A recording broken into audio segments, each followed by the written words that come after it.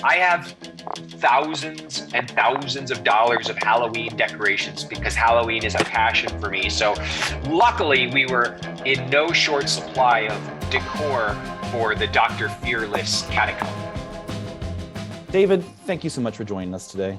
Thank you. Thanks for having me. I'm so excited. Of course, you've been in multiple DC films, Marvel, Dune. How do you find the time to write comics on top of all of that? I'll say that one of the great gifts of being an actor is, and it can be a curse if you're not prepared for it, is that you work on a project, either on stage, film, television, and you go to a place where you prepare, you get ready, and then you do a lot of sitting around and waiting. It is actually part of the job. Sometimes I feel like I'm getting paid to be patient. And that's a skill, because a lot of times as artists, we're impatient. We're ready to get into character. We're ready. Our costumes are on. Our makeup is on. We're ready to do the scene that we've been thinking about and fearful about.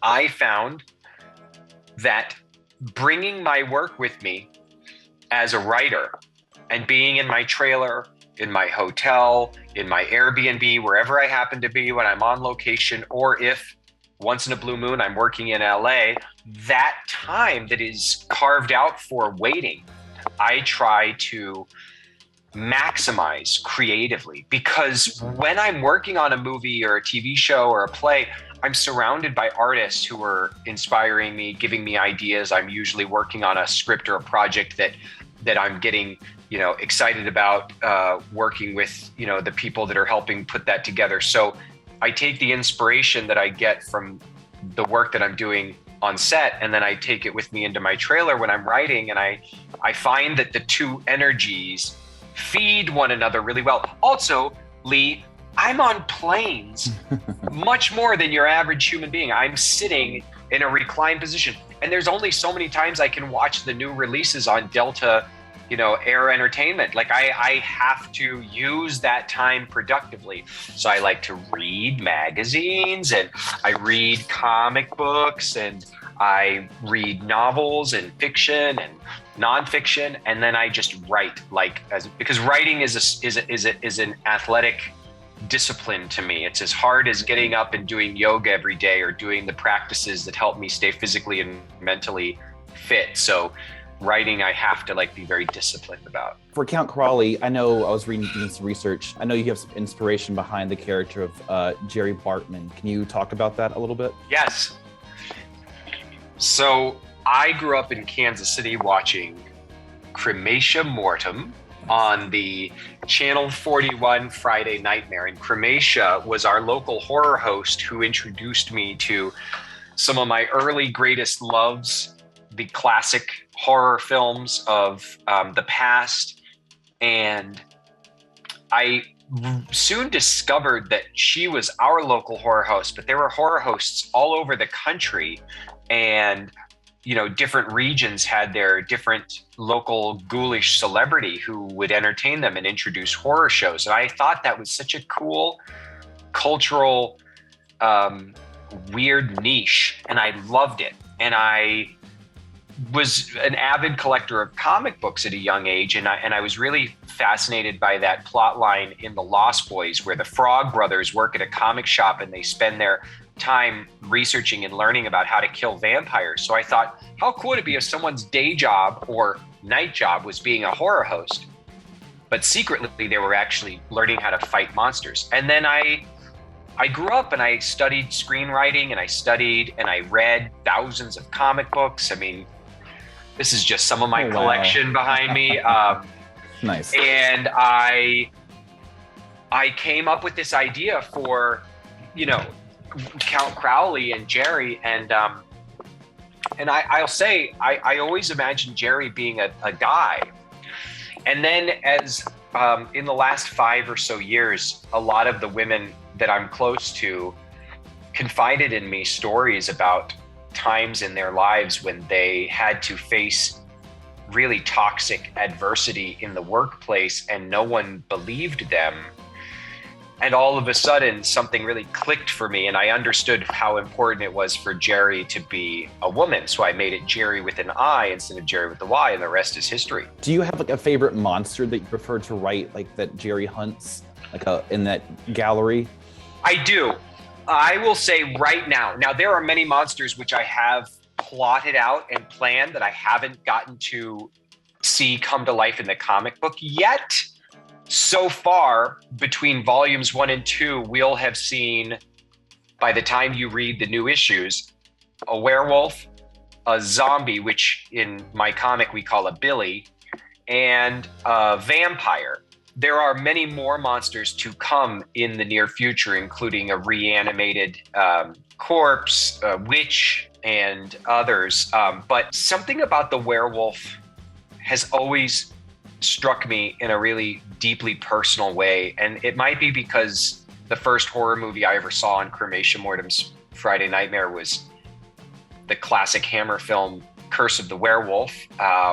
It might be because I'm someone who has struggled with addiction and mental illness, and I feel like I can relate to the powerlessness that someone feels when they are stricken with lycanthropy.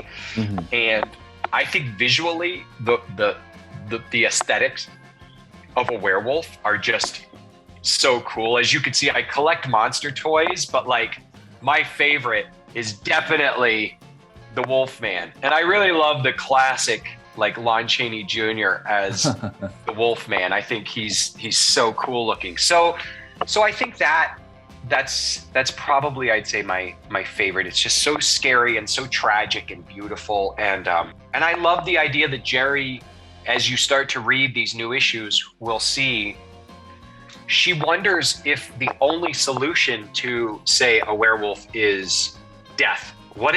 Is there possibly another way we could handle one of these people who's afflicted with this condition? Is there some way we could help people even? It's a really important question to ask, you know? Yeah, I mean, that's a different, interesting take on, a monster than just a straight up monster type, but more sympathetic for it. I think so too, because there was behavior that I exhibited when I was in the throes of my addiction and when I was not treating my mental illness. And I think that people were scared of me, that I did really destructive things. Now, did that mean that I should have been locked away and someone throw away the key? Does it mean that I didn't deserve to keep living? Of course not. I was fortunate enough to get the treatment and recovery that I did so that now I can be a productive member of society or whatever I am. And I think that's a theme that is hopefully going to resonate with people when they're reading the new issues of Count Crowley. I mean, beyond all the blood splatter and gore and amazing. I mean, these new issues, they let me push so many boundaries, especially with the violence and gore. I couldn't believe that my editor approved like script 2. When you read 2.2 and you see what Lucas did visually, I'm afraid like they're going to put it in comic shops and then we're going to get a call that like somebody's banned them. I mean, it's so intense. You brought Dr. Fearless to life in an amazing promo that you did. What was it like shooting that? I mean, was that at your house? Like, where did you shoot that?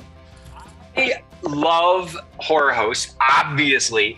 So I started developing this horror host character for myself. And I said to Kelly Westner, who helps do all the digital marketing for Dark Horse, I said, Kelly, what do you think about doing like an old horror host like teaser, but instead of promoting a horror movie, we talk about Count Crowley? And she was like, let's do it. So the very first one we shot back in 2019, we shot it at the Bob Baker Marionette Theater when they were under construction. They're friends of mine. They let me come in and just use their empty space. Then I hosted the Fangoria Chainsaw Awards, and Dr. Fearless made numerous appearances at that. And then I did a couple of like virtual events during lockdowns of the pandemic where I just did it in my bedroom. And this last one we did, was in my house because Omicron happened. We were supposed to all get together and like rent a space, but Omicron happened, so we had to cancel our plans. So all of my friends who helped make it, Kelly, my friend Colin Shifley, my friend Kelly Goldsack, my wife Eve ran the camera and the sound. My cat was there. My daughter, who's 4, was running the fog machine for me. I did it in my bedroom, and I have thousands and thousands of dollars of Halloween decorations because Halloween is a passion for me. So luckily we were in no short supply of decor for the Dr. Fearless catacomb. I wasn't a follow-up and you answered it, if that was your cat or not actually in the bubblegum. Is that your cat's actual name or? That is my cat, Bubblegum. Her full name is Abner Bubblegum Polka Dot Cat. And Bubblegum became a little bit of an internet celebrity last year. I was shooting the Suicide Squad, and we went to Panama to shoot the big battle with Starro the Conqueror. And as everybody knows, James Gunn isn't just one of the best human beings on earth. He's also got the biggest heart when it comes to animals and all of our little friends in the world. And he was encouraging and helping in the local community a lot of rescues and adoptions of animals that we were finding on the street and in need. And this one particular cat kept coming to set. She was just a little kitten at that point, and she kept sitting in the lap of our DIT technician. And she was so sweet and so lovely. And I had recently lost my cat, who was one of my best friends. And so I said, this cat is meant to be mine, or I am meant to be hers, actually. And I called my wife and I said, can I bring a cat home? And she said, let's figure it out. And we did. And she's been a part of the family ever since. She even has her own Polka Dot Man costume that was made by the Suicide Squad team. I do remember seeing that last year because we covered the Suicide Squad. We loved the movie. And that was such a fantastic little costume for her. He was more popular than me, man, and I was happy for it. Well, David, thank you so much. Looking forward to reading the second volume and also more to come with those other monsters that you have to get to. Oh, I mean, please go pick this up at your local comic shops. Support brick and mortar comic shops. If you're enjoying this interview, go support your local comic shop. And I promise you, if you keep getting Count Crowley, it's only going to get bloodier, more gory, more emotional, and more fun. Thank you so much, and congratulations. Thanks, man.